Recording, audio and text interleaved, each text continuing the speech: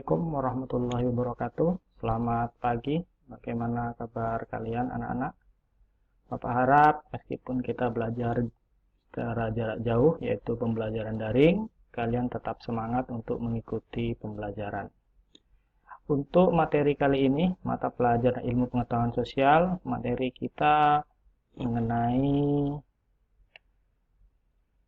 ruang dan interaksi antar ruang dalam lingkup Indonesia.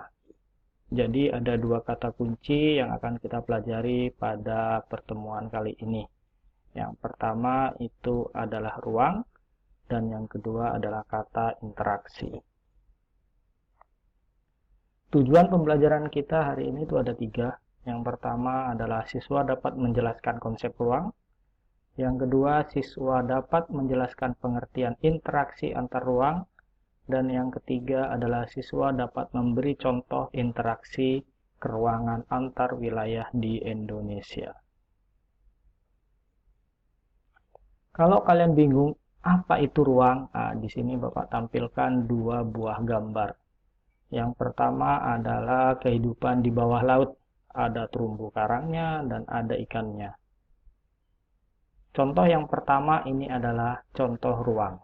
Kemudian gambar yang kedua itu ada gambar sebuah desa di pinggir pegunungan dan ada danau di sekitarnya. Contoh yang kedua ini adalah contoh dari sebuah ruang. Jadi kira-kira apa itu ruang? Ruang adalah wadah yang meliputi ruang darat, ruang laut, dan ruang udara, termasuk ruang di dalam bumi sebagai satu kesatuan wilayah, tempat manusia dan makhluk lain hidup melakukan kegiatan dan memelihara kelangsungan hidupnya. Jadi ruang di sini adalah meliputi wilayah di darat, di laut, di udara.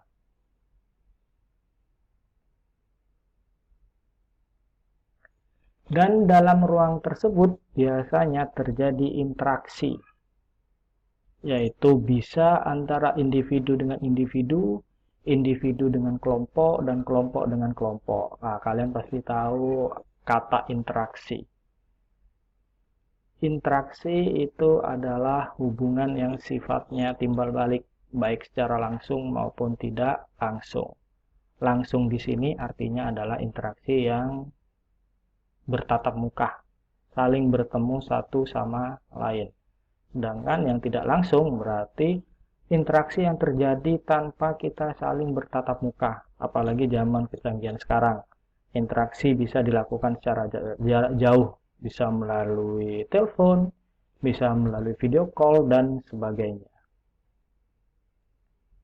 Nah, di sini adalah contoh interaksi. Yang Bapak tampilkan adalah contoh interaksi yang langsung. Yang pertama itu interaksi di pasar antara penjual dan pembeli. Kemudian yang kedua adalah interaksi di kantin antara murid yang lagi berbelanja dan saling mengobrol sama teman-temannya. Di situ adalah dua contoh interaksi. Kemudian konektivitas antar ruang dan antar waktu. Jadi terjadi interaksi antara individu dengan individu, individu dengan kelompok, atau kelompok dengan kelompok. Dan kenapa bisa terjadi interaksi antar wilayah? Itu disebabkan karena tiga hal. Yang pertama adalah kesempatan antara, yang kedua saling melengkapi, dan yang ketiga adalah kemudahan transfer. Agar kalian lebih paham apa itu kesempatan antara, apa itu saling melengkapi, dan kemudahan transfer, silahkan kalian tonton video berikut ini. Keruangan dapat terjadi jika dalam kondisi seperti ini. Yang pertama, pada kondisi saling melengkapi. Yang kedua, adanya kesempatan antar keruangan. Dan yang ketiga, adanya kemudahan transfer. Contoh pada kondisi saling melengkapi.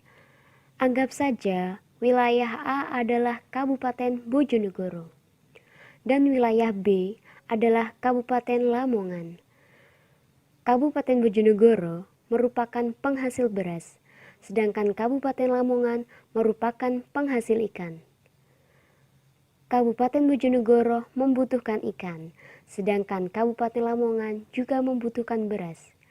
Jika masing-masing memiliki kelebihan atau surplus, maka Kabupaten Bojonegoro melakukan interaksi dengan Kabupaten Lamongan melalui aktivitas perdagangan atau jual beli. Dan terjadilah interaksi karena kondisi saling melengkapi antar wilayah.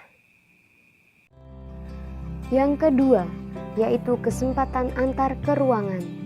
Kesempatan antar keruangan dapat terjadi jika suatu wilayah menawarkan alternatif lebih baik sebagai tempat asal maupun tempat tujuan dari wilayah lain. Contohnya, anggap saja wilayah A adalah Kabupaten Bojonegoro, dan wilayah B adalah Kabupaten Lamongan, dan wilayah C adalah Kabupaten Tuban. Kabupaten Bojonegoro biasanya membeli ikan ke Kabupaten Lamongan, namun kemudian diketahui ada Kabupaten Tuban yang juga penghasil ikan.